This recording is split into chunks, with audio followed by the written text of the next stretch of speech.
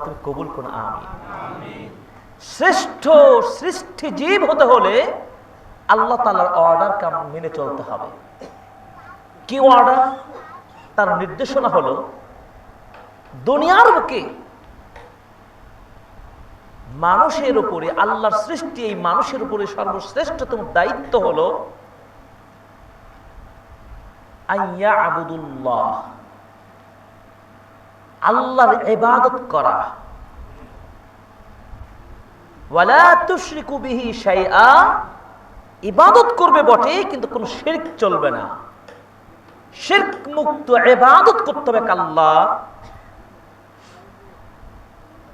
আর এই ইবাদত বলতে গিয়ে শুধুমাত্র সালাত, সিয়াম, জুমার দিনের মধ্যে সীমাবদ্ধ নয়। তাহলে ইবাদত কোনটা? ইবাদতের সংজ্ঞা আপনাকে শিখতে হবে। জীবনে অনেক বক্তব্য শুনেছেন, খুতবা শুনেছেন। আমরা আপনাদেরকে যে কথা বোঝাতে চাই, বোঝার চেষ্টা করবেন। শাইখুল ইসলাম ইমাম ইবনে তাইমিয়া রাহিমাহুল্লাহ 728 হিজরিতে মৃত্যুবরণ করেছেন। শতাব্দীর শ্রেষ্ঠতম ইমাম। তিনি ইবাদতের সংজ্ঞা দিয়েছেন কিভাবে? ওই প্রত্যেক কথা ও কাজ, কথা এবং কাজ প্রকাশ্যে অথবা অপ্রকাশ্যে যেইগুলো দ্বারা আল্লাহ সুবহানাহু ওয়া তাআলা খুশি হন, এমন প্রত্যেক কাজ ও কথাকে ইবাদত বলা হয়। সুবহানাল্লাহ। কথা দ্বারা ইবাদত হতে পারে না। আপনি ভালো কাজের আদেশ দিলেন, মন্দ কাজ থেকে আপনি প্রতিরোধ করলেন, আপনি মুখ দিয়ে তাসবিহ, জিকির, আযকার করলেন, কোরআন তেলাওয়াত করলেন, এগুলো কি ইবাদত নয়? ভালো কথা বললেন, কুল্লু মারুফিন সাদাকা, প্রত্যেক ভালো কাজ সাদাকা। আপনি মুখ দিয়ে ভালো কথা বললেন, সাদাকা, হাদি ইবাদা, এটি ইবাদত। কর্ম, সালাত, সিয়াম, হজ, যাকাত, ওটা আর্থিক ইবাদত যাকাত। আর বাহ্যিক ইবাদত কি? সালাত, সিয়াম, খাদ্য পানি থেকে বিরত থেকে, ক্ষুধা থাকা সত্ত্বেও আল্লাহকে খুশি করার জন্য আমি এই ইবাদত পালন করছি। আর রাতের ঘুম থেকে বিরত থেকে আপনি রাতে সালাত আদায় করে মহান রবের জন্য ইবাদত করছেন। যে সময় মানুষ ঘুমিয়ে থাকে, কেউ চিনে না, আপনাকে দেখতে পায় না, সেটা গোপনে প্রকাশ্যে আজকে জুমার দিনে এই ব্যাপারে পড়া বাইতুল মামুর এসেছেন, আমরা দেখতে পাচ্ছি, আমরা এখানে সালাত আদায় করছি, এটি ইবাদত। তাহলে শুধু ইবাদত সালাত সিয়ামের মধ্যে সীমাবদ্ধ নয়, প্রত্যেক কথা ও কাজ প্রকাশ্যে অপ্রকাশ্যে যেগুলো দ্বারা আল্লাহর সন্তুষ্টি অর্জন করা যাবে সেটার নামই হলো কি? ইবাদত। এজন্য বুঝতে হবে, একটা শক্ত কথা মনে রাখতে হবে। ইমামগণ বলছেন, শাইখুল আল্লামা শেখ হামাদ বিন আতিক রাহিমাহুল্লাহ, তার এই কাউল, এই বক্তব্যটা আমরা যদি বুঝতে পারি, তাহলে আমরা ইবাদত শুধু সালাত সিয়ামের মধ্যে সীমাবদ্ধ না থেকে আমাদের উপরে যে যতগুলো দায়িত্ব দিয়েছেন আল্লাহ সুবহানাহু ওয়া তাআলা, সেটি আমরা বুঝতে পারব। তিনি বলছেন, ফালাউ কাদার আন্না রাজুলান ইয়াসুমুন নাহার, কোন মানুষ যদি সক্ষমতা রাখে পুরো দিন সিয়াম পালন করছেন, ওয়া ইয়াকুমু ফিল লাইল, পুরো রাত কিয়াম করছেন, ওয়া ইয়াজহাদু ফিদ দুনিয়া কুল্লুহা, আর দুনিয়ার সব ভালোবাসা, দুনিয়ার সব লোভ, স্বার্থ ত্যাগ করে পরকালমুখী একজন ব্যক্তি হিসাবে নিজেকে প্রতিষ্ঠিত করেছেন বা করার চেষ্টা করছেন। ওয়া হুয়া মা হাযা লা ইয়াকযিবু লিল্লাহি ওয়া লা ইয়াতামাআরু ওয়াজহাহু লাহু ওয়ালা ইয়াহমারু ফালা ইয়া'মুরু বিল মা'রুফ ওয়ালা ইয়ানহা আনিল মুনকার। এই শ্রেণীর মানুষটি যে ইবাদত করে গোটা দিন সিয়াম পালন করলেন, পুরো রাত জেগে জেগে ইবাদত করলেন এবং দুনিয়ার সব কিছু ত্যাগ করে নিজেকে পরকালমুখী আল্লাহ ভীরু একজন বান্দা হিসেবে নিজেকে প্রস্তুত করলেন, কিন্তু সেই লোকটার হৃদয়ের মাঝে যদি এই রাগ ক্ষোভ না থাকে, যেই কাজগুলো আল্লাহ সুবহানাহু ওয়া তাআলা নিজে ঘৃণা করেন, নবীগণ ঘৃণা করেন, ওই ঘৃণিত কাজগুলোকে যদি আপনি ঘৃণা করতে না পারেন, নিজেকেও যদি আল্লাহ এবং তার রাসূলের মতো করে রাগ সৃষ্টি করতে না পারেন, নিজের চোখ দুটি যদি রাগান্বিত না হয়, এমনকি আপনার মধ্যে সে গায়রত সৃষ্টি না হয়, তাহলে এই ধরনের ইবাদত গুজার তাকওয়াবান ব্যক্তি দ্বারা কোনোই লাভ হবে না। ফলে কি হবে কি জানেন? সে মানুষকে ভালো কাজের আদর্শ দিতে পারে না, মন্দ কাজ থেকে মানুষকে বিরত রাখতে পারে না। খুব সহজভাবে যদি কথাটা আরো বোঝাতে চাই, আমি একজন ইমাম, খতিব, শিক্ষিত মানুষ, আপনি একজন হাজি, মুরব্বী, আপনি মুসাল্লি, আপনার চোখের সামনে অন্যায় হচ্ছে, জুলুমবাজ হচ্ছে, হত্যা হচ্ছে, যত ধরনের অপকর্ম অন্যায় রয়েছে, এগুলোকে আল্লাহ সুবহানাহু ওয়া তাআলা পছন্দ করেন? আল্লাহ সুবহানাহু ওয়া তাআলা পছন্দ করেন না, ঘৃণা করেন, নিষেধ করেছেন। বোমাবাজি বলেন, সুদ বলেন, ঘুষ বলেন, ব্যভিচার বলেন, কালোবাজারি বলেন, মিথ্যাচারিতা বলেন, চুগলখড়িতা বলেন, হত্যা বলেন, যত কিছু রয়েছে আপনার চোখের সামনে হচ্ছে, আর আপনি সেটা প্রতিরোধ করছেন না, অথবা তাদেরকে আপনি ভালো কাজের দিকে ডাইভার্ট করছেন না। আমার মতন ইমাম, মুসাল্লিম, খতিব হয়ে কোনো লাভ হবে না।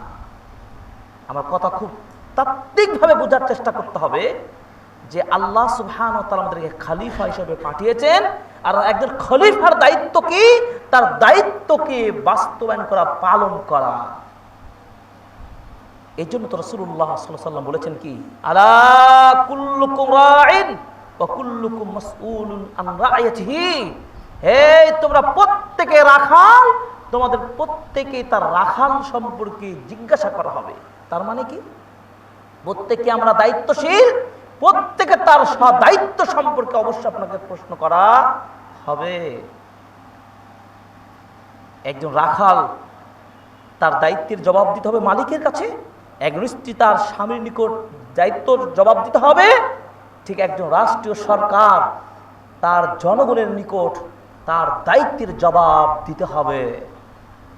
এভাবে একজন মসজিদের ইমাম থেকে শুরু করে নিয়ে প্রত্যেকটা সদস্যের উপরে কোনো না কোনো দায়িত্ব আছে। এই জন্য আমাদের এক টিচার বলতেন রাজশাহী বিশ্ববিদ্যালয়ে, অনেকদিন আগের কথা, ছাত্রদেরকে এত শক্ত কথা বলতেন, মানে যদিও কথাটা মানে প্রযোজ্য নয়, অ্যাকসেপ্টেবল নয়, তিনি এভাবে বলতেন, তুমি ফজর নামাজ পড়েছো? জি পড়েছি। কিন্তু তুমি আজকের পড়া স্টাডি করে এসেছো? না স্যার, পড়া হয়নি। বুঝতে পেরেছেন? উনি বলতে চাচ্ছেন, নামাজ পড়ে তুমি করলেটা কি? তুমি তো পড়াশোনা করনি, তোমার উপর এটাও তো অজীব দায়িত্ব, তোমার পিতামাতার আইনকে তুমি অমান্য করেছ। মানে পুরো সংক্ষিপ্ত কথাটা হলো, তোমার বাবা মার আনুগত্য করতে হবে, তিনি কষ্ট করে পয়সা দিয়ে তোমাকে এই জায়গায় পাঠিয়েছে, তুমি পড়াশোনা বাদ দিয়ে কিছু মেনেছো, হয়তো ইবাদত করেছো, আর একটা গুরুত্বপূর্ণ দায়িত্ব তুমি ছেড়ে দিয়েছো। নামাজ যেমন পড়াটা তোমার দায়িত্ব ছিল, পড়েছো যে মুসলিম হিসাবে, ক্লাসের পড়া করা বা তুমি যে কাজে এসেছো সেই কাজটা বাস্তবায়ন করাও তোমার দায়িত্ব। বিষয়টা তাই না? তো দেখুন, আমরা শুধু নামাজি নামাজি হওয়ার চেষ্টা করি, কিন্তু আমাদের মধ্যে গায়রাতটা নাই। ভালো করে বোঝার চেষ্টা করেন। খুব হাজি গাজি, আমার বাড়িতে বেপর্দা, কোনো পর্দা নাই, কোনো দিন চর্চা নাই। আপনার সামনে থেকে আপনার স্ত্রী ফ্যাশন হয়ে বাড়িতে বের হচ্ছে, আপনি তো দায়ুস, আপনি তো দায়ুস। দায়ুস কাকে বলে? আপনার সামনে থেকে আপনার স্ত্রী অবাধভাবে চলাফেরা করছে, দিন চর্চা করে না, পর্দার কোনো ধার ধরে না, আপনি কিছুই বলছেন না, আপনি একজন দায়িত্বশীল অভিভাবক হওয়া সত্ত্বেও আপনার ভিতরে আপনার কোনো যন্ত্রণা, গায়রাত সৃষ্টি হচ্ছে না, রাগ ক্ষোভ সৃষ্টি হচ্ছে না, আপনি তো দায়ুস। এই দায়ুস সম্পূর্ণ বুঝে বলছেন লা ইয়াদখুল জান্নাহ, জান্নাতে যাবে না। হাজি হয়ে গড়লেনটা কি? মসজিদের সেক্রেটারি, সভাপতি, ইমাম, খতিব হয়ে করলামটা কি? পুরো ভূমিকার মূল কথাটা আপনাদের বলতে চাই যে আমাদের প্রত্যেককেই দায়িত্বশীলতার সাথে আল্লাহর প্রত্যেকটা বিধানকে মানতে হবে। পজিটিভ বিষয়গুলো যে আমরা মান্য করব, তেমনি নিষেধাজ্ঞা, খারাপ কাজগুলো নিজেরা বর্জন করব এবং খারাপ কাজগুলোর প্রতিরোধ করব।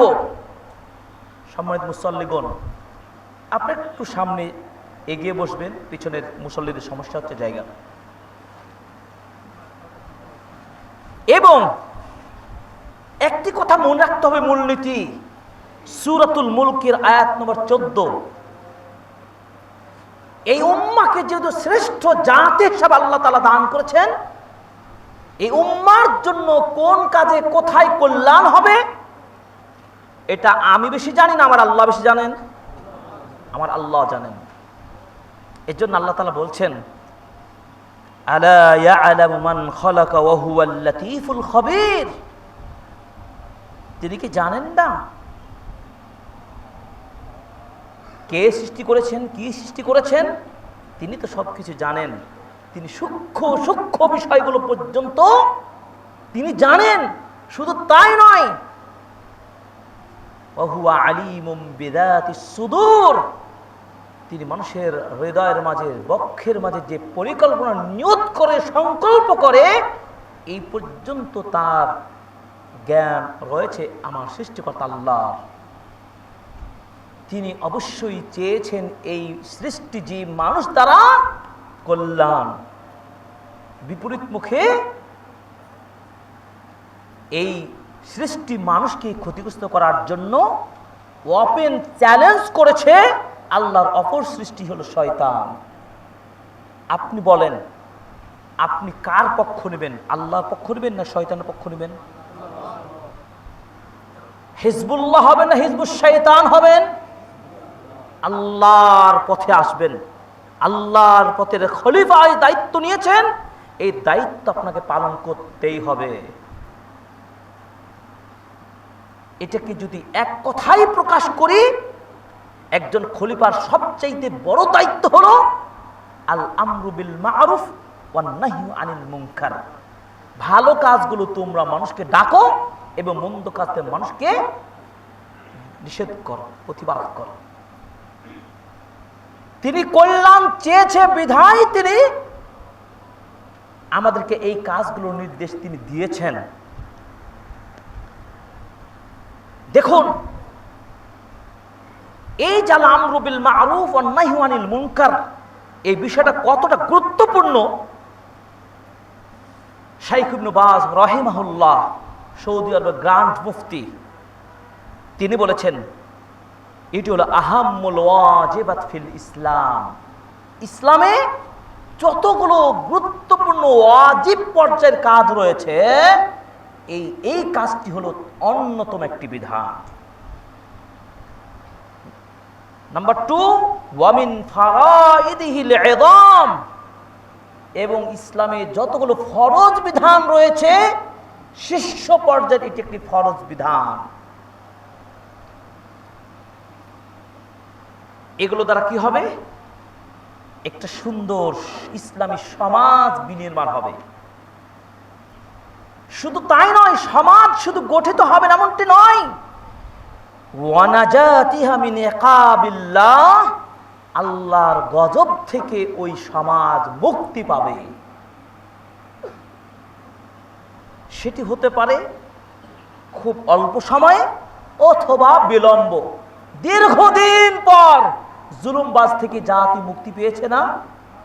যখনই অন্যায়ের প্রতিবাদ শুরু হয়েছে, যখন মানুষ হকটা বুঝতে পেরেছে, যখন মানুষ তাদের দায়িত্বের কথা উপলব্ধি করতে পেরেছে, তখনই তাদের অধিকার ফিরে পেয়েছে, তখনই জুলুমবাজ অপসারিত হয়েছে, তখনই হক প্রতিষ্ঠিত হয়েছে। এই জন্য সেই দিন, মক্কা বিজয়ের দিন, নবীজি বলেছেন, জা আল হক ওয়াজাহাক আল বাতিল, হক এসে গেছে, বাতিল প্রতারিত হয়েছে, বাতিল চলে গেছে। এটি একদিনের ফল ছিল? সেই মক্কা বিজয় কি একদিনের ফল ছিল? নো। নবীজি সাল্লাল্লাহু আলাইহি সাল্লাম তিনি বাল্যকাল থেকেই তিনি একটি কাজ, তিনি নিদর্শন প্রতিষ্ঠা করেছিলেন। সেই কুরাইশ কাফেরদের মাঝে তিনি তার আদর্শ প্রতিষ্ঠা করেছিলেন, যার উত্তম চরিত্রের কথা তিনি চরিত্র তুলে ধরেছিলেন। বিধায় তৎকালীন সময়েও যখন তিনি দ্বীনের বিধান প্রচার তিনি আল্লাহর নির্দেশ পাননি, তখন তারা তাদের সাদিক আল আমিন বলেছিলেন, তার আচরণের কারণে, ব্যবহারের কারণে। এই কথাগুলো ইঙ্গিত দিয়ে বোঝাতে চাচ্ছি আপনাদেরকে, একটা সমাজকে, একটা রাষ্ট্রকে উন্নয়নের পথে কল্যাণকামী একটা রাষ্ট্র সমাজ গঠন করতে হলে আপনাকে রোল মডেল হিসাবে মুহাম্মদ রাসূলুল্লাহ সাল্লাল্লাহু আলাইহি সাল্লাম এবং তার সাহাবীদের আদর্শকে আপনাকে, আমাকে, প্রত্যেককেই এটার উপর স্টাডি করতে হবে এবং বাস্তব জীবনের প্রয়োগ ঘটাতে পারলেই এই দেশকে স্বাধীন বলতে পারবেন আপনি। স্বাধীন স্বাধীন বলে চিৎকার করছি আমরা, এটা যেমন আনন্দের মতো আপনি নিজেকে গ্রহণ করছেন, আপনাকে দেখতে হবে আপনি কতটুকু দায়িত্ব পালন করছেন। আমি আপনি প্রত্যেকে, কিন্তু আমিও বাদ নয়, আপনিও নয়। আমাকে বলতে হবে, আপনাকে বলতে হবে, আজকে প্রতিজ্ঞাবদ্ধ হতে হবে।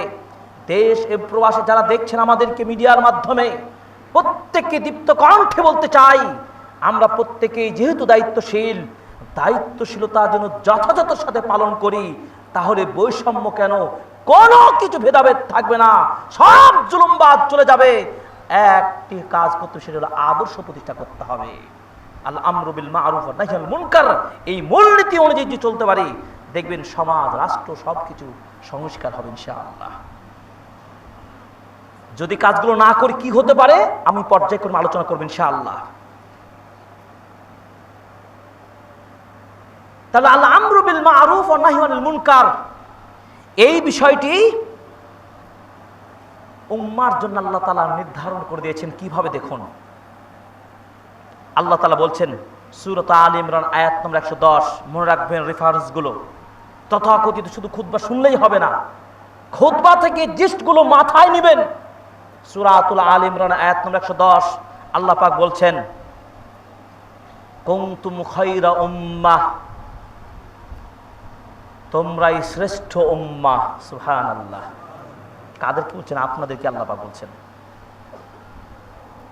উখরিজাত লিন্নাস, মানুষদের জন্যই তোমরাই মানুষ। মানুষকে গড়ার দায়িত্ব মানুষই গড়াবে।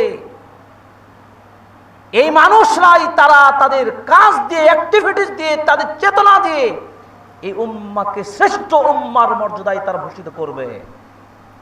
কিভাবে?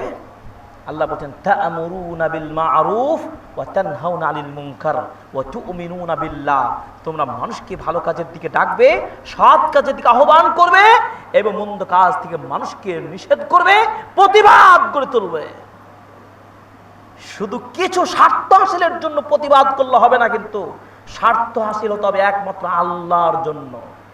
লড়াই করতে হবে আল্লাহর জন্য, আল্লাহর দ্বীন প্রতিষ্ঠার জন্য। দুনিয়াবি কিছু স্বার্থ হাসিলের চিন্তা করে আপনি এই লড়াই করে সফল হতে পারবেন না। এইভাবে আল্লাহ সুবহানাহু ওয়া তাআলা বলছেন সূরা আলে ইমরানে 104, আগে বললাম 110, এবার 104 নম্বর আয়াতে বলছেন, ওয়ালতাকুম মিনকুম উম্মাতুন ইয়াদউনা ইলাল খায়র ওয়া ইয়া'মুরুনা বিল মা'রুফ ওয়া ইয়ানহাউনা আনিল মুনকার ওয়া উলাইকা হুমুল মুফলিহুন, তোমাদের মধ্যে একটি জাতি অবশ্যই জাগ্রত থাকবে যারা মানুষকে কল্যাণের দিকে আহ্বান করবে, মানুষকে ভালো কাজের আহ্বান জানাবে এবং যাবতীয় গর্হিত মন্দ কাজ থেকে মানুষকে নিষেধ করবে।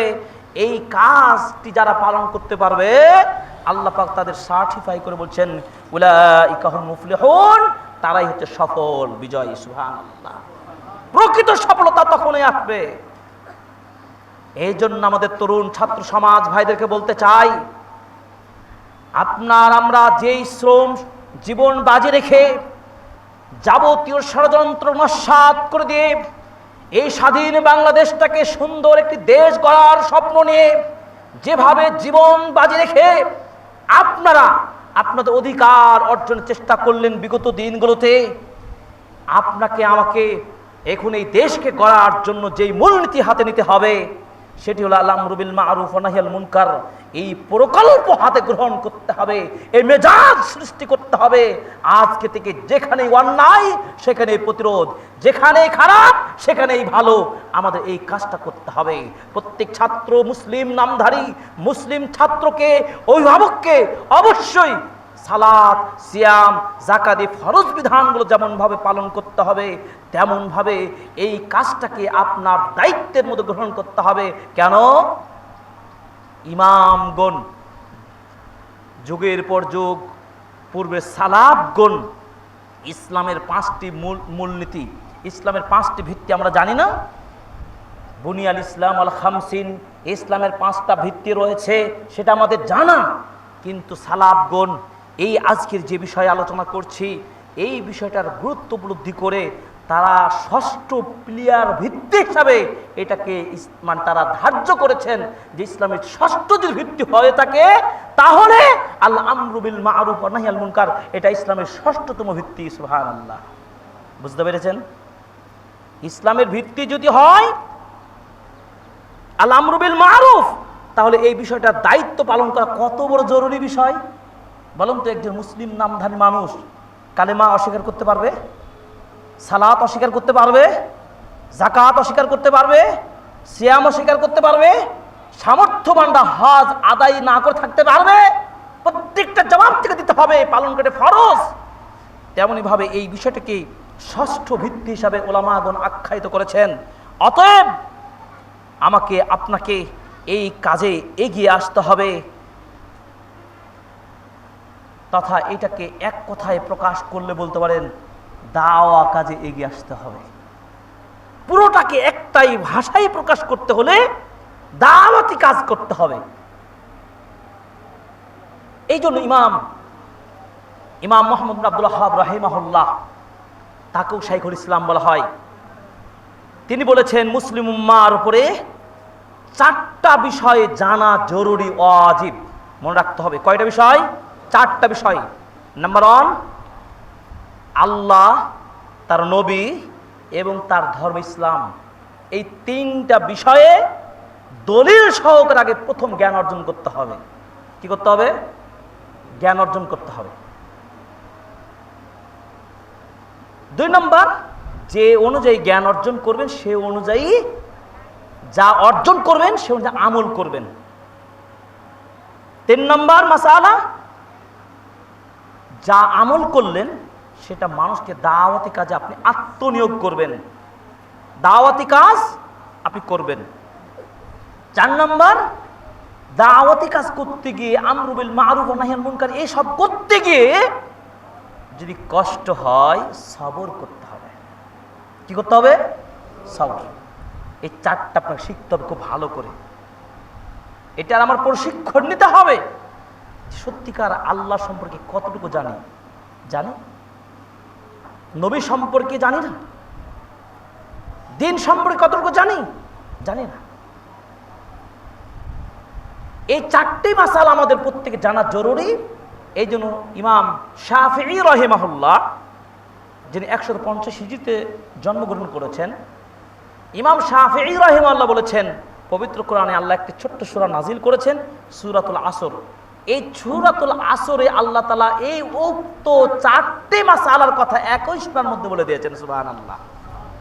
কি সূরাতুল আসরে বলছেন কি? আল্লাহ তাআলা বলছেন আউযু বিল্লাহি মিনাশ শাইতানির রাজিম, ওয়াল আসরে, আসরের কসম, ইন্নাল ইনসানা লাফি খুসরিন, পৃথিবীর সকল মানুষ ক্ষতিগ্রস্ত, কেউ বাঁচার মুক্তি নেই।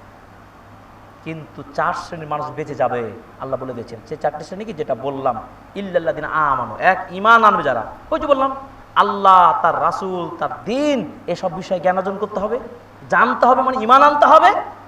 2 ওয়া আমিলুস সালিহাত, সৎ কাজ করতে হবে, আমল করতে হবে। নাম্বার 3 ওয়া তাওয়াসাউ বিল হাক্কি, হকের দাওয়াত দিতে হবে। ওয়া তাওয়াসাউ বিস সাবরে, আপনি সবর করবেন, বিপদ আপদ পড়লে নিজে সবর করবেন, অন্য সবর কথা বলবেন।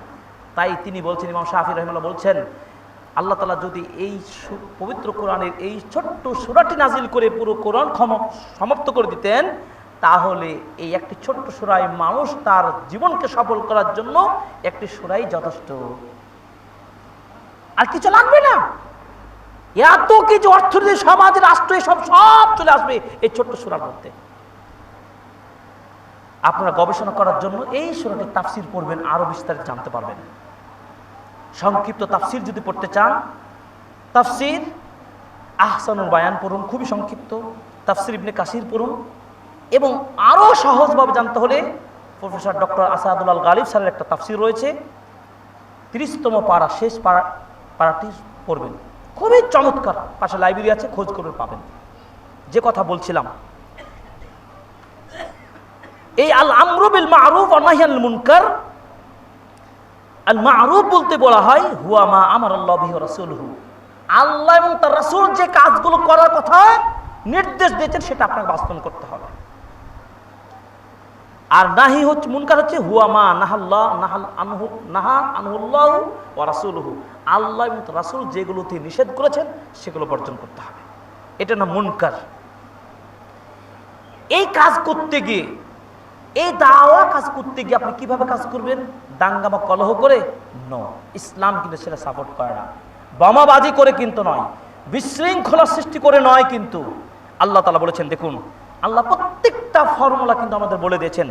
সূরা ইউসুফ আয়াত নম্বর 108 আল্লাহ পাক বলেছেন, কুল হাদিহি সাবিলি আদউ ইলাল্লাহি আলা বাসীরাতিন আনা ওয়া মান ইত্তাবা'আনি। নবীজি আপনি বলে দিন, হাদিহি সাবিলি, এটাই হচ্ছে আমার পথ, আমি তোমাদেরকে আহ্বান জানাচ্ছি এই পথের দিকে বিচক্ষণতার সাথে, মানে যেটাই আমরা বলি টেকনিক অবলম্বন করে, কৌশল অবলম্বন করে, যেখানে যে ধরনের উপস্থাপনার প্রয়োজন, যেখানে যত পার্সেন্টেজ চাপ দেওয়ার দরকার, সেখানে সেইভাবে দিয়ে মানুষকে বিচক্ষণতার সাথে দাওয়াত দিন। এই জন্য আল্লাহ তাআলা বলছেন, দেখুন সূরাতুন নাহল আয়াত নম্বর 125 তিনি বলছেন, উদউ ইলা সাবিলি রাব্বিকা বিল হিকমা ওয়াল মাউইদাতিল হাসানা ওয়াজাদিলহুম বিল্লাতী হিয়া আহসান। নবী আপনি মানুষকে দ্বীনের দিকে ডাকুন, ভালো কাজের দিকে ডাকতে থাকুন, তোমার রবের পথে ডাকুন, হিকমা, প্রজ্ঞা, ব্রেন, বিবেক রেখে, পাগলামি করলে হবে না। জ্বালাও পোড়াও করে কিন্তু দাওয়াতি কাজ হবে না, মনে রাখতে হবে। আমার সমবয়সী যারা, যে সমস্ত মানে তরুণ ছাত্র সমাজ যারা আন্দোলন করছি, আমরা মনে রাখতে হবে, জাতীয় সম্পদ নষ্ট করা চলবে না, কারো গাড়ি বাড়ি জ্বালাও পোড়াও চলবে না।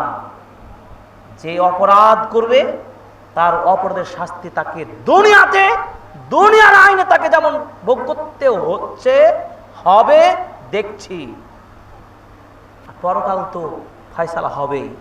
দেখছেন না, এদেশের প্রভাবশালী ব্যক্তিরা, যতই আমি চাপাবাজি করি, যাই বলি না কেন, আইন কিন্তু ছাড় দিবে না, আইন হাতে তুলে নেবেন না। আমার দেশের মানুষের আবেগই বেশি। আপনি জ্বালাও পোড়াও করবেন আর মনে করবেন আমার এই সাবার দখল, এই কাজটা করবেন না। কোনো মানুষকে হত্যা করবেন না, হত্যার জন্য কোনো ষড়যন্ত্র করবেন না। আপনি হিকমার সাথে, ইসলাম বিজয় হয়েছে সেটি আদর্শ প্রতিষ্ঠা করার মাধ্যমে। হত্যা, গুম করে কোনোদিন দেশ গঠন হয় না।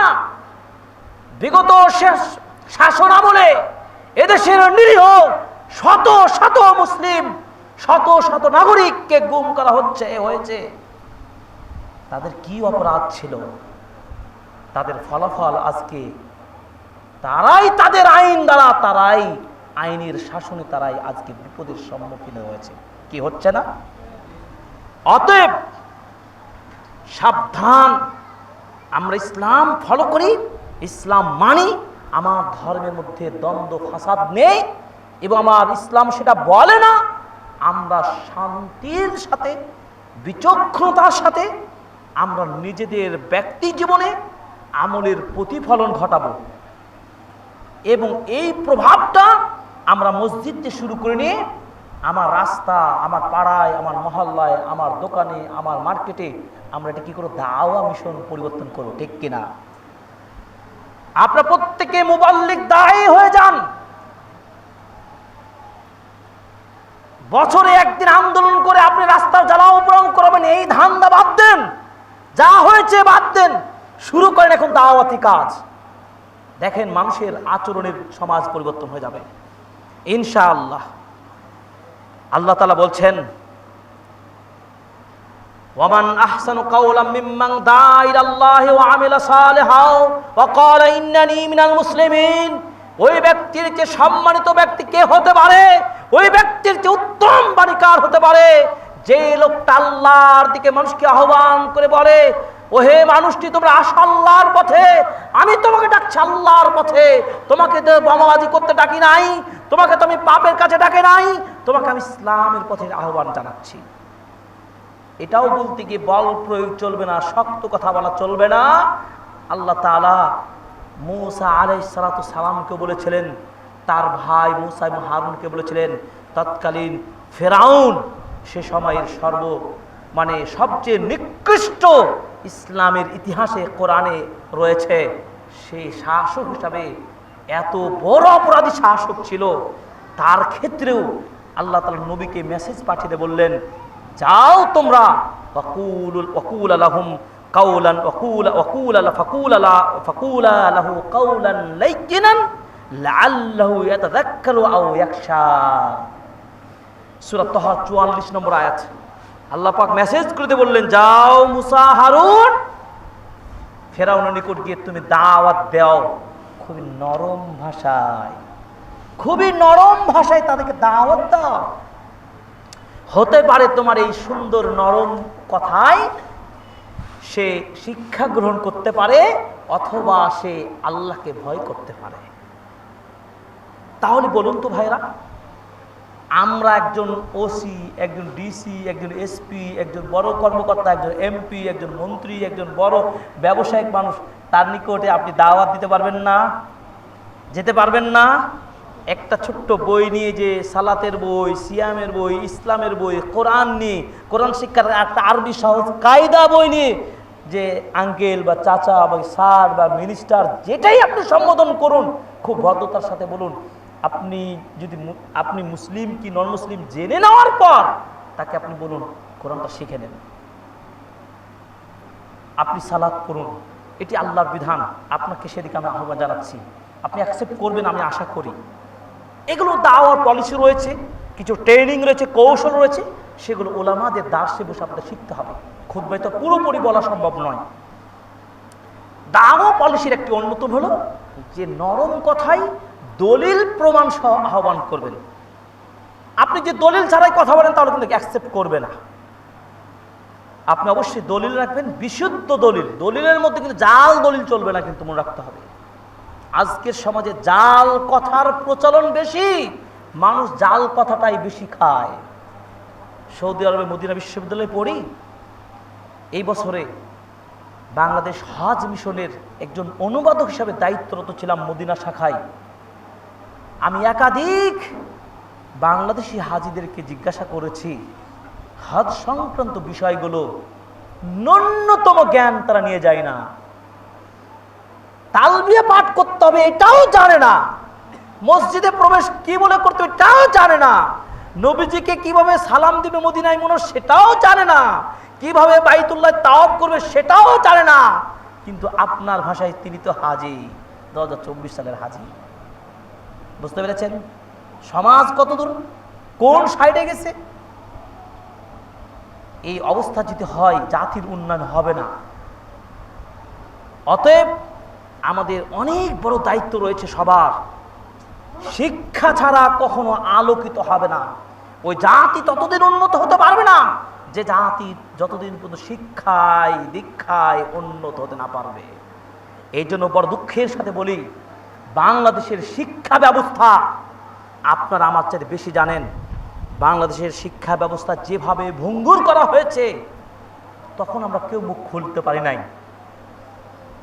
আপনার আমার কিছু কিছু মানুষকে মিডিয়াতে দেখেছি, অভিভাবকরা কিছুটা মানে মিটিং মিছিল কিছুটা করেছে, কিন্তু কার্যকর ভূমিকা বাস্তবায়িত হয়নি। আজকে বাংলাদেশের শিক্ষা ব্যবস্থায় এ পর্যন্ত যা আছে, আমি আজকে দ্ব্যর্থহীন কণ্ঠে বাইতুল মামুন মসজিদে খুতবার মাধ্যমে ঘোষণা দিতে চাই, আবেদন জানাই, বিগত দিনের শিক্ষা ব্যবস্থার সিলেবাস পরিপূর্ণভাবে পরিবর্তন করতেই হবে। বৈষম্য বিরোধী আন্দোলন হচ্ছে, আন্দোলন জনতা ছাত্র ভাইদেরকে বলবো এবং অভিভাবকদেরকে বলবো, সবার আগে শিক্ষা ব্যবস্থার পরিবর্তন চাই। শিক্ষায় জাতির মেরুদণ্ড কথাটা খুব দীপ্ত কণ্ঠে বলতে পারি। সত্যিকার অর্থেই জাতির মেরুদণ্ডকে ভেঙে দেওয়া হয়েছে এই শিক্ষা ভেঙে দেওয়ার মাধ্যমে। অতএব শিক্ষা ব্যবস্থার উন্নয়ন চাই। অবশ্যই ইসলামিক আইডিওলজি অবশ্যই প্রত্যেকটা সাবজেক্টে থাকতে হবে। আরেকটা কথা মনে রাখেন, জরিপ ভালো করে বুঝে নেন, বাংলাদেশে কত পার্সেন্ট মুসলিম? আমরা সবাই ফলো করে বলতে পারি 90%-এর উপরে মুসলিম, ঠিক না? ধরে নিলাম আমরা 90%ই মুসলিম আমরা বাংলাদেশে। তাহলে কেন আমাদের কথা শুনে না সরকার প্রধানেরা? সরকার প্রধানকে সাবধান করছি, বিগত দিনে যেভাবে বাংলাদেশের আকাশ বাতাস আলো বাতাস পরিবর্তন করতে পেরেছে, যে কোনো মুহূর্তে বাংলার মানুষরা এই পরিবেশ পরিবর্তন করতে পারে, ঠিক কিনা বলেন? অতএব সাবধান, যারা যে দায়িত্বে রয়েছেন এই মুসলিমদের কথা চিন্তা করে প্রত্যেকটা স্কুলে, প্রত্যেকটা একাডেমি, প্রত্যেকটা বিশ্ববিদ্যালয়ে, প্রত্যেকটা প্রতিষ্ঠানে, প্রত্যেকটা সাবজেক্টের সাথে সাথে বাধ্যতামূলক একটি সাবজেক্ট থাকতে হবে, সেটা ইসলাম।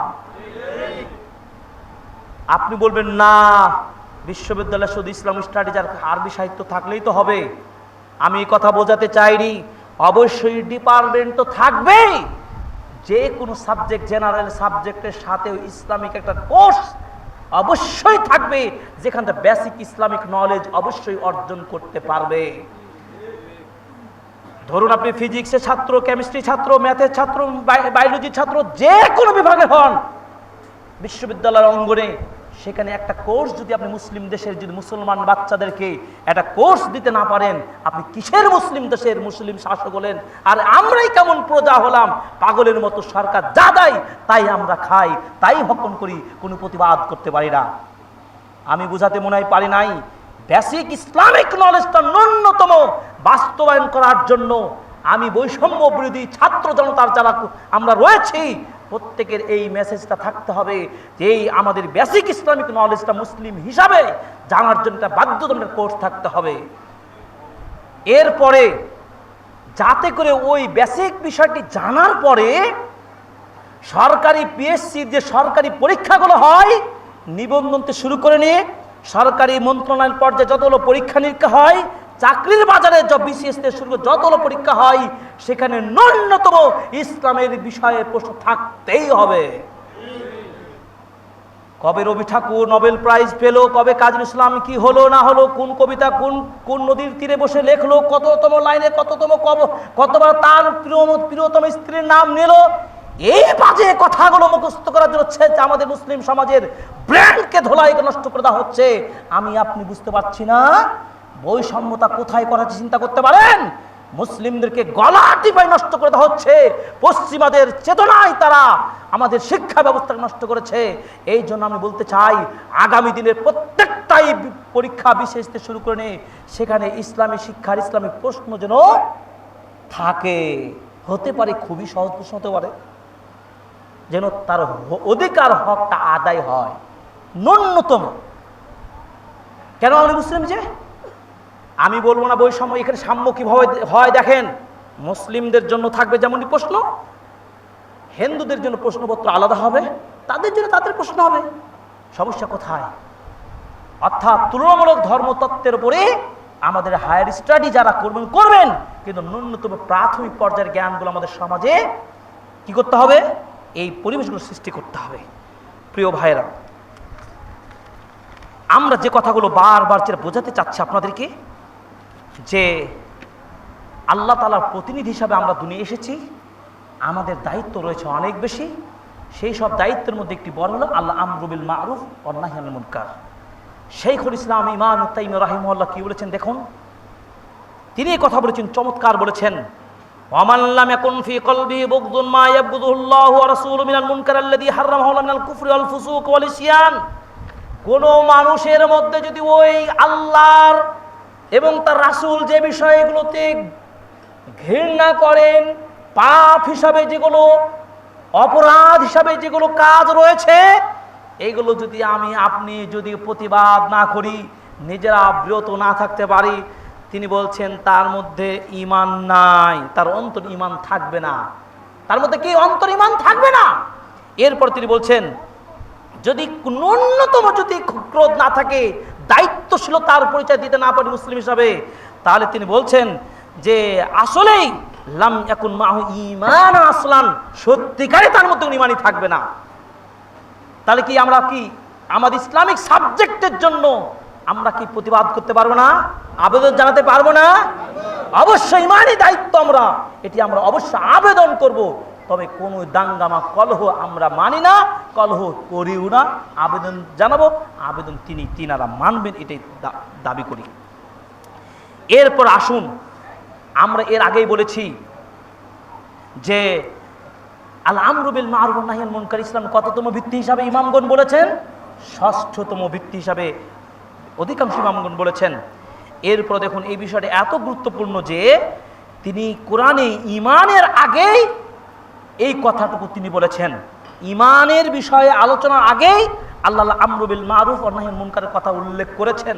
কারণ তাত্ত্বিক যেহেতু আলোচনা, আপনাদের বুঝতে হবে। সূরা আলে ইমরান 110 নম্বরে আল্লাহ পাক বলছেন কি, যে কুনতুম খায়রা উম্মাতিন উখরিজাত লিন-নাস তা'মুরুনা বিল মারুফ ওয়া তানহাউনা আনিল মুনকার ওয়া তু'মিনুনা বিল্লাহ। এই যে তু'মিনুনা বিল্লাহর পরে আসলো না, আর তার আগেই কিন্তু বলে দেওয়া হলো ভালো কাজে আদেশ, সৎ কাজে আদেশ, মন্দ কাজের নিষেধ। এভাবে সালাত সিয়াম এর আলোচনার আগেই কিন্তু এই কথাটা উল্লেখ করেছেন। যেমন ঈমানের আগে আলোচনা করেছেন, তেমনি ভাবে এই সৎ কাজের আদেশ, অসৎ কাজের নিষেধ এটা উল্লেখ করেছেন। দেখুন সূরাতুত তাওবা আয়াত নম্বর 71 আল্লাহ পাক বলছেন, ওয়াল মুমিনুনা ওয়াল মুমিনাতু বা'দুহুম আউলিয়াউ বা'দ ইয়া'মুরুনা বিল মা'রুফ ওয়া ইয়ানহাউনা আনিল মুনকার। এরপর বলছে ওয়া ইউকিমুনাস সালাহ ওয়া ইউতুনাজ যাকাহ ওয়া ইউতিউনা আল্লাহ ওয়া রাসূলাহু উলাইকা সায়ারহামুহুমুল্লাহ। সালাতের কথা, সিয়ামের কথা পরে আসলো। যারা এই কাজগুলো পালন করে আল্লাহর রহমত নাজিল হবে। এবার খুবই সংক্ষিপ্তভাবে আল আমরু বিল মারুফ ওয়ান নাহই আনিল মুনকার, এই কাজগুলো করলে আমাদের লাভ কি, ফজিলত কি রয়েছে, খুবই পয়েন্ট বলে যাব। নাম্বার 1, নবী রাসূলগণের অন্যতম একটি কাজ ছিল, কি দায়িত্ব ছিল, অন্যতম প্রধান দায়িত্ব ছিল এই আল আমরু বিল মারুফ ওয়ান নাহই আনিল মুনকার। তাহলে এই কাজটা যদি আমরা করি, কাদের কাজ করব? নবী রাসূলগণের পক্ষে কাজ করব। আল্লাহ তাআলা বলছেন দেখুন, ওয়ালাকাদ বাআথনা ফি কুল্লি উম্মাতির রাসূলা আন ইবুদুল্লাহা ওয়াজতানিবুত তাগুত। সূরা নাহাল 36 নম্বর আয়াত। আল্লাহ পাক বলছেন, জগতে যত নবী রাসূল আমি প্রেরণ করেছি, প্রত্যেকের এই দায়িত্বই ছিল যে তারা মানুষকে ডাক দিবে আল্লাহর ইবাদতের দিকে এবং যাবতীয় শিরক এবং শিরকের মতো সকল পাপ থেকে বিরত রাখবে। আজকে খুতবায় আমরা সে কথাই বলছি। এই জন্য আমরা প্রত্যেকে দায়ী হব। প্রত্যেকে কি হব? আমরা দায়ী মানে কি, দিনের দিকে আহ্বানকারী হতে পারবো। কেন হব? একটি হাদিস, এই হাদিসটা যদি আপনারা ট্যাবলেট করে নিতে পারেন আজকে, আজীবনের জন্য আমাকে স্মরণ করবেন আপনারা, মনে করি যারা জানেন না। ট্যাবলেটটা হলো কি জানেন? আল্লাহ রাসূল সাল্লাল্লাহু আলাইহি ওয়াসাল্লাম আলী রাদিয়াল্লাহু তাআলা আনহুকে ডাক দিয়ে বলছেন, ইয়া আলী, শুনেন হাদিসটা ভালো করে শুনেন, ইয়া আলী ওয়াল্লাহি লা ইয়াহদি আল্লাহু বিকা রাজুলান ওয়াহিদান। আলী, তুমি যে একজন মানুষকেও যদি দ্বীনের পথে নিয়ে আসতে পারো, আল্লাহর পথে নিয়ে আসতে পারো, খায়রুল লাকা মিন হুমুরিন নামে, তৎকালীন সময়ে সৌদি আরবের লাল উট বা উটনির চেয়েও দামি হবে একজন মানুষকে দ্বীনের পথে আনার কারণে। সুবহানাল্লাহ। আমরা পারবো না? আমি চাকরি করি একটা অফিসে, ধরুন আমার সাথী নামাজি বেনামাজি, তাকে ডাকতে পারবো না? আমার পাশের দোকানদারকে আমি ডাকতে পারবো না? আজকে বাইতুল মামুরের প্রত্যেকটা মুসাল্লি ওয়াদা করবেন আল্লাহ যেন প্রত্যেককে দায়ী হিসাবে মৃত্যুর আগ পর্যন্ত কবুল করে, আমিন। আল্লাহ কবুল করে, আমিন। এই হাদিসটি অনুপ্রেরণা জাগাবে আপনাদেরকে। এরপরে দেখুন, এই দিনের পথে আহ্বান করা একটা সিফাতুল মুমিনিন, মুমিনদের একটা বৈশিষ্ট্য। আমরা কি মুমিন না মুমিন নয়? অবশ্যই মুমিন হতে চাই, মুমিন দাবি করি। তো মুমিনের কাজ কি? এই কাজগুলো করব। সূরা তাওবা 112 নম্বর আয়াত পড়ে নেবেন। বিপরীত মুখে যদি আমরা এই তা'মুরুনা বিল মারুফ এই কাজগুলো না করি, সৎকার আদেশ নিষেধ এই কাজগুলো না করি, তাহলে বিপরীত মুখে আমরা মুনাফিকদের কাতারে পড়ে যাব। মুনাফিক হব না মুমিন হব? মুমিন। নাম্বার 3, এটা হচ্ছে সৎ যারা আমল করেন তাদের এটি কি বৈশিষ্ট্য, সালেহিনদের বৈশিষ্ট্য। আমরা সালেহিন হব না ফাসিকিন হব? সালেহিন হব। সালেহিন হতে হলে আমরা এই আমরু বিল মারুফ ওয়া নাহি আনিল মুনকার এটা করব। এটি সূরা আলে ইমরানের 113 114 নম্বর রেফারেন্স, সংক্ষেপ পড়ছি। 4th নম্বর হলো, এই উম্মার জন্য সবচেয়ে কল্যাণকর কাজ হলো এটা, যেটি সূরা আলে ইমরানের 110 আয়াতে বলেছি, কল্যাণকর কাজ হিসাবে এটা। 5 নম্বর হলো, আল্লাহর সাহায্য পাওয়া যাবে এই কাজগুলো করলে, আমরু বিল মারুফ ওয়া নাহি আনিল মুনকার। সূরা হজ্জের 40 নম্বরে আল্লাহ পাক বলছেন, ওয়ালা ইয়ানসুরান্নাল্লাহু মান ইয়ানসুরহু ইন্নাল্লাহা লাকাবিয়্যুন আজিজ। অবশ্যই আল্লাহ তোমাদেরকে সাহায্য করবেন যদি তোমরা তাকে সাহায্য করো। মানে আল্লাহকে সাহায্য করা মানে কি? আল্লাহকে পয়সা দেওয়া, ধন সম্পদ দেওয়া না। আল্লাহকে সাহায্য করা মানে কি? আল্লাহর দাবি বাস্তবায়ন করা।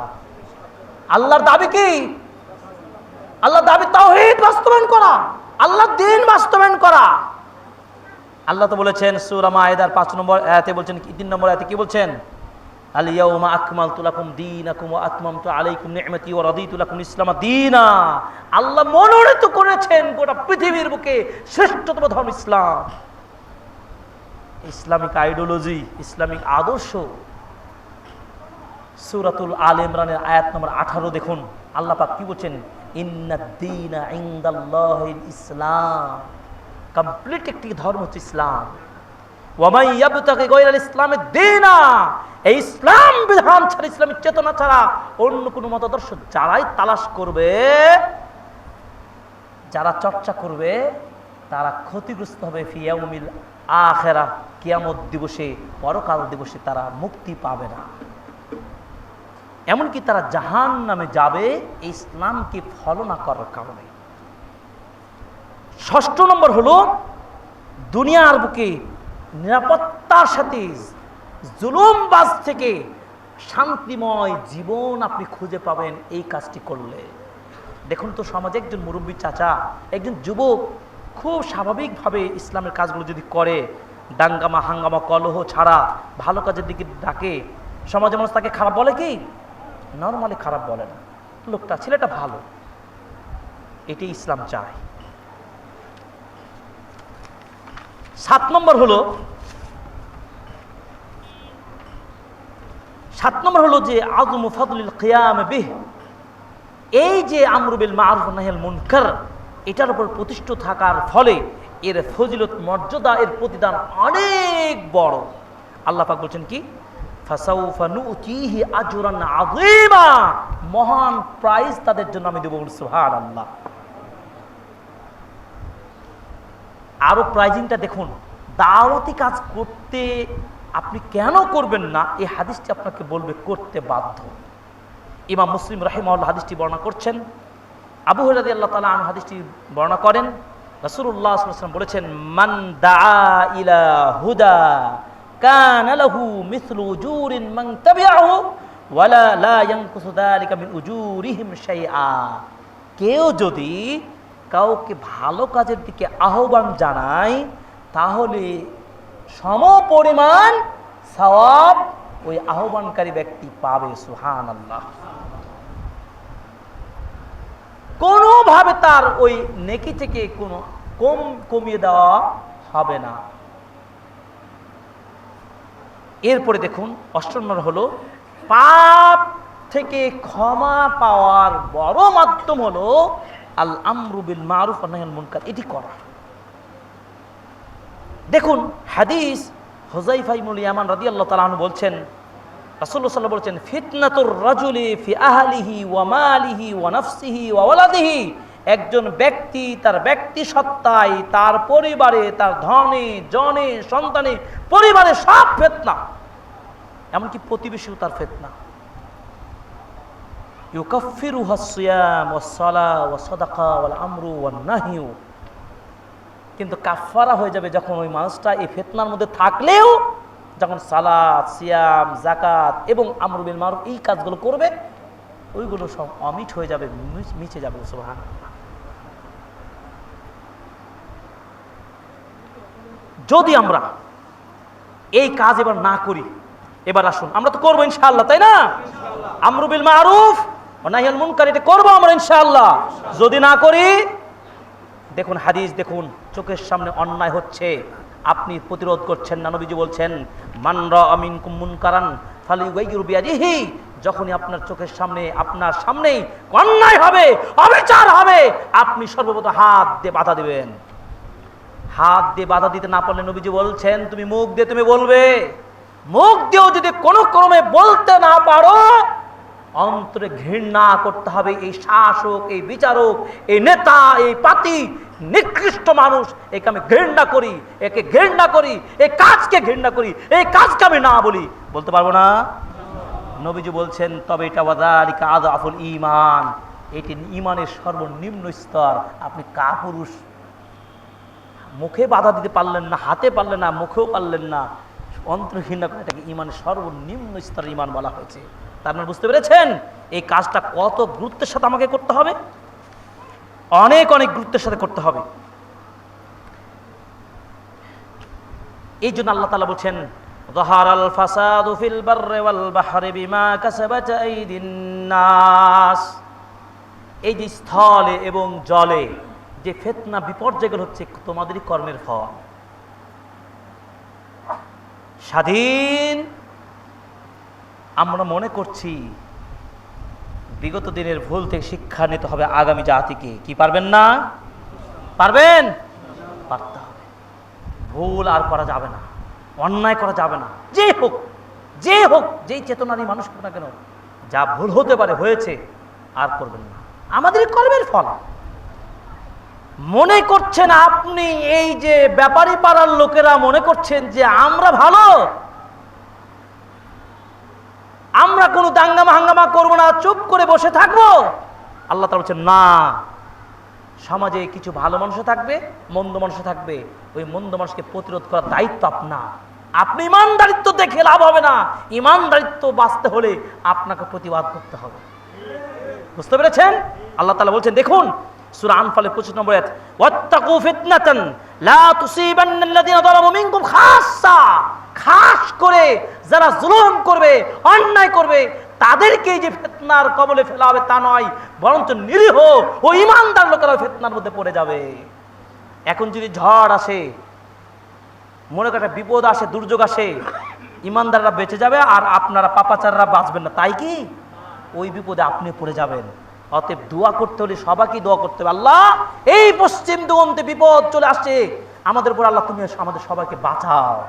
কি দোয়া করতে হবে না? যদি আমরা দাওয়াতি কাজ না করি, আল্লাহ দোয়া কবুল করবেন না।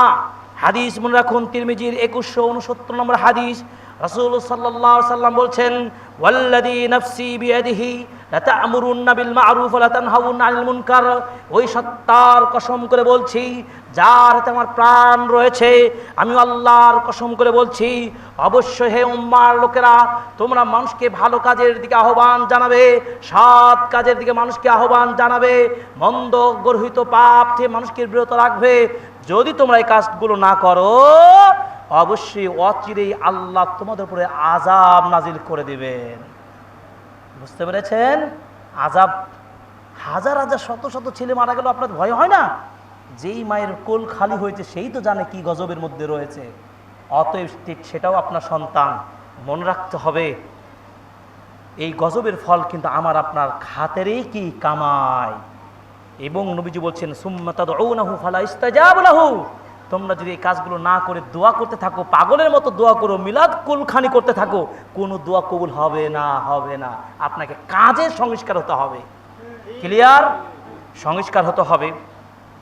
এবার আসুন, অনেক কথা, সাগরের একটি হাদিস সহিহ বুখারী 2493 নম্বর হাদিসটা পড়ে নেবেন।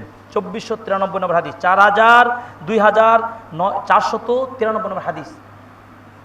মন্দ কাজে বাধা যদি না দেন তার প্রতিফল কি হয়, এই হাদিসটি শুধু বাংলাটা বলে দিচ্ছি আমি। জাহাজে পানি জাহাজ তো বুঝেন, ওখানে একতলা দুইতলা সিস্টেম থাকে, যাত্রী ওপরে থাকবে নিচেও থাকবে, কারা ওপর তলায় থাকবে কারা নিচতলায় থাকবে, এটা করার জন্য তারা লটারি করলো। কি করলো? লটারি করলো, যে নিচতলায় আন্ডারগ্রাউন্ডে থাকবে কারা উপরে থাকবে, লটারি করে। যা হোক, হয়তো আমি ওপরে আপনি নিচে, এটাই হবে, এটাই ঘটলো। নিচে যারা থাকে তারা তাদের পানি পান করার জন্য ওই সাগরের পানি উত্তোলন নিচ থেকে তোলা সম্ভব হবে কি? সম্ভব না, তাকে উপর তলায় গিয়েই পানি নিতে হবে। উপর তলায় যখন পানি নিতে যায়, স্বাভাবিক উপরওয়ালার লোকেরা কি বিরক্ত হয়, এই তোমরা খিচিমিচি করো ইত্যাদি, হয় কি না? এটা সামাজিক বাস্তবতা। তখন ওরাকে যখন বাধা দেয় তারা তাদের প্রতি ক্ষিপ্ত হয়। নিচতলার লোকেরা চিন্তা করলো কি জানেন, আর ওদেরকে বিরক্ত করতে যাব না, যেহেতু ওদের জায়গা থেকে আমাদেরকে পানি নিতে দিচ্ছে না, সুতরাং আমরা আমাদের স্টিমারের একটা অংশ ফুটো করে দেব, গর্ত করে দিয়ে সেখান থেকে পানি আমরা নেব। কি হবে বলেন তো? কি হবে? ওই জাহাজ ডুবে যাবে, তারাও ডুবে যাবে, উপরওয়ালাও ডুবে যাবে। এই সময় উপরওয়ালা কি বসে বসে কি খাবে? কি খাবে? বসে থাকবে। তখন তাদেরকে প্রতিবাদ করতে হবে, প্রতিবাদ করলেই ওরাও বাঁচবে এরাও বাঁচবে। বুঝতে পারছেন কল্যাণ কাজের প্রতিফল। সর্বশেষ হাদিস আবু দাউদের 4338 নম্বর হাদিস, তিনি বলছেন মা মিন কওমিন ইউমাল ফীহিম বিল মাআসি, যে সমাজে পাপাচার হবে, অন্যায় হবে, সুদ ঘুষ চলবে, অন্যায় চলবে, পাপাচার চলবে, ওই সমাজে আল্লাহর পক্ষ থেকে আযাব এসে ধ্বংস করে দিবে। মহামারী করোনা আসে নাই, আমরা তখন ভয় পেয়েছিলাম, আর ভয় নাই। আল্লাহ এই দেশকে সমাজকে রক্ষা করুন, আমিন। যখন তোমরা জালেম দেখবে, জালেমকে অবশ্যই প্রতিবাদ করবে, হাত দিয়ে দমন করতে হবে। আল্লাহ দেশ, স্বাধীন দেশকে সুন্দরভাবে স্বাধীনভাবে যেন ইসলাম পালন করতে পারি, 90% মুসলিম, আল্লাহ দাবিটা যেন বাস্তবায়ন করেন, আমিন। আল্লাহ আমাদের ভুল ত্রুটি ক্ষমা করুন, আমিন।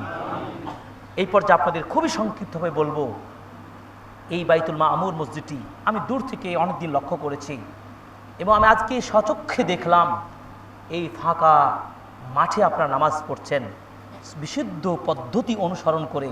এটি আল্লাহ আপনাদের তৌফিক দিয়েছেন, এই পর্যায়ে আসতে পেরেছেন, এই জন্য আবারও বলুন আলহামদুলিল্লাহ। আপনি বিদআতি পদ্ধতিতে, বিদআতি জায়গায় না গিয়ে আপনি একটা সুন্দরভাবে একটা এই গ্রাম পর্যায়ে বলা যেতে পারে পরিবেশে একটা মসজিদ গড়ার চেষ্টা করেছেন আপনাদের অর্থ দিয়ে। এটি কি আল্লাহর জন্য শুকরিয়া আদায় করবেন না? আলহামদুলিল্লাহ, আলহামদুলিল্লাহ।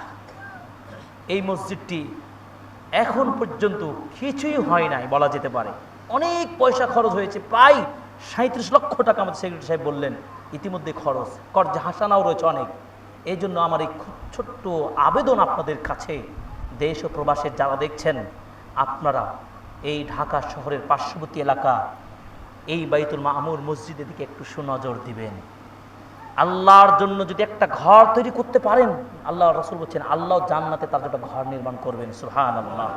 আপনি পুরো ঘর পারবেন না, অল্প দেন, একটা সিমেন্ট দেন, রড দেন, যতটুকু পারেন, একটা টাকাও দিবেন আপনি, এটাও আপনি সেই অংশীদারি সদস্য হয়ে যাবেন, সুবহানাল্লাহ। আল্লাহ কবুল করুন, আমিন। অতএব অনেক বিত্তশালী মানুষ রয়েছেন দেশ ও প্রবাসের, ব্যবসায়িকরা রয়েছেন, আপনারা এই মসজিদটাকে আগামী দিনে খুব দ্রুততম সময়ে এই পুরো কমপ্লেক্স, পুরো মসজিদটার জন্য আল্লাহ তাআলা পরিপূর্ণভাবে কাজটি সম্পূর্ণ করতে তৌফিক দান করুন, আমিন। আপনাদের সাহায্য আবেদন করছি, আপনারা সাহায্য করবেন, সহায়তা করবেন। এই জায়গাটি থেকে ইসলাম প্রচার ও প্রসারের বড় একটি ভূমিকা রাখবে বলে আমি আশা করছি। এবং যারা মুসলিমরা দূর দূরান্ত থেকে এসেছেন, আপনারা আমাদের সাথে যোগাযোগ রাখুন। আমরা আপনাদেরকে যে কোনো সময়ে আপনাদের সহযোগ করতে চাই। বুদ্ধি দিয়ে সেমিনার করে আপনাদের সাথে আলোচনা করে যে কোনো বিষয়ে আমরা আপনাদের সাথে রয়েছি এবং আর্থিকভাবেও আমরা যতটুকু পারি সহযোগ করব এবং আমরা পরামর্শ দেব। আল্লাহ তাআলা যেন এই খেদমত কবুল করেন, আমিন। হে আল্লাহ, যারা ইতিমধ্যে এই মসজিদে খরচ করেছেন, দান করেছেন, আল্লাহ প্রত্যেকের দানকে যেন কবুল করেন, আমিন। হে আল্লাহ, ছোট বড় যারাই যেভাবে সহায়তা করেছেন প্রত্যেকের এই দানকে যেন পরকালের নাজাতের ওসিলা হিসেবে কবুল করেন, আমিন। রব্বানা তাকাব্বাল মিন্না ইন্নাকা সামিউল আলিম ওয়া তুব আলাইনা ইন্নাকা তাওয়াবুর